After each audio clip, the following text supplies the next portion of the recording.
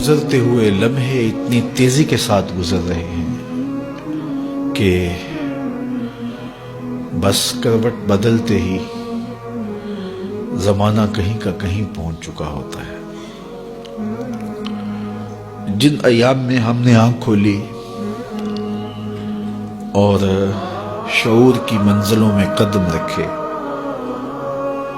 پوری دنیا تیزی کے ساتھ کروٹ بدل رہی تھی۔ بالخصوص پاکستان کے اندر، ہندوستان کے اندر، بر صغیر کے لوگوں کی ایک نئی دنیاوی نشأت تھی۔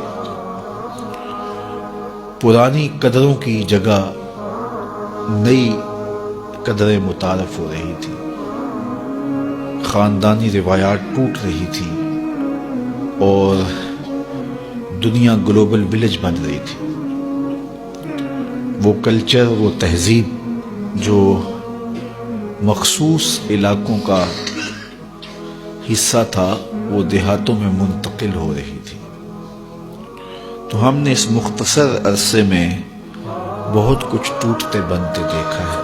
آج سے صرف 30 سال پہلے یا 35 سال پہلے چلے جائیں، اور بالخصوص جو لوگ دیہاتوں میں رہے ہیں، اور اس وقت دور موجود کا کلچر اور 30-35 سال ماضی کا کلچر، اس کا موازنہ کریں تو ہم ایک دنیا سے دوسری دنیا میں منتقل ہو چکے ہیں۔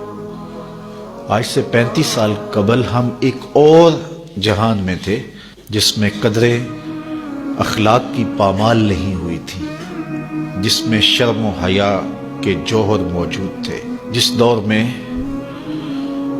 بیٹیاں برہنہ سر نہیں ہوتی تھی، جس دور میں نوجوانوں کی آنکھوں میں شرم و حیا کی بجلیاں تھیں۔ ایک شخص کی بیٹی پورے گاؤں کی بیٹی خیال کی جاتی تھی، سمجھی جاتی تھی، مانی جاتی تھی۔ ہم نے وہ لمحے بھی دیکھے ہیں جب بیٹیاں رخصت ہوتی تھی، پوری بستی آنسو بہاتی تھی۔ اور یہ بہت پرانی بات نہیں ہے، 30-35 سال پہلے کی کہانی ہے۔ آج نگاہیں آوارہ ہو گئیں، خیالات بے قابو ہو گئے، اور اس امت کا سب سے بڑا فتنہ مال ہے۔ تو مال کی خواہش نے قدریں چھین لی، رشتے چھین لیے، آرزوئیں جو کہ حسن اور جمال کی پیکر تھی، وہ تلخ رنگ میں رنگی گئی، اور ایک عجیب معاشرہ اور معاشرت تشکیل پا گئی۔ آج انسان کا دشمن ہو گیا۔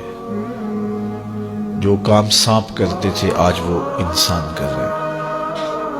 ایک دوسرے کو ڈسنا، ایک دوسرے کی عزت آبرو اچھالنا، اور ایک دوسرے سے نفرت پالنا اور اس کو پروان چڑھانا اس دور کا مشغلہ بن گیا ہے۔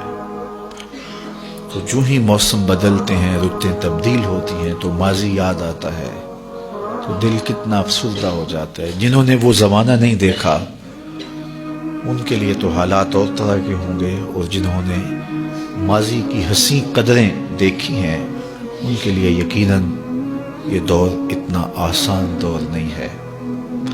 لیکن مایوس نہیں ہونا چاہیے، اپنی زندگی کو اللہ اور اس کے رسول کے راستے پہ لگانے کی کوشش کرنی چاہیے، پاکیزہ ماحول کی تلاش میں نکلنا چاہیے۔ اچھا ماحول اچھائی کی قدریں اور اچھائی کی قوتوں کی نشت کا ذریعہ ہوتا ہے، اور برا ماحول اچھے لوگوں کو بھی برا بنا دیتا ہے۔ آپ گاجر کاٹ کر کے شکر یا چینی کے محلول میں ڈال دیں، اور اسی گاجر کا دوسرا حصہ نمک کے محلول میں ڈال دیں، اور 8 دن کے بعد دیکھیں ایک جانب مربع بن چکا ہوگا، دوسری جانب اچار بن چکا ہوگا۔